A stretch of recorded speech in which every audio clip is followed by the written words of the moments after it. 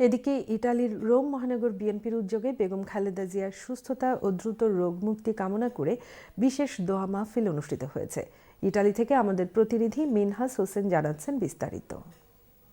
ইতালিতে রোম মহানগর বিএনপির উদ্যোগে এক দোয়া ও মিলাদ মাহফিলের আয়োজন করা হয়েছে। দলীয় নেতাকর্মীদের অংশগ্রহণে অনুষ্ঠিত এই মাহফিলটিতে দেশনেত্রী বেগম খালেদা জিয়ার সুস্থতা, দীর্ঘায়ু ও দ্রুত আরোগ্য কামনায় বিশেষ দোয়া মোনাজাত করা হয়।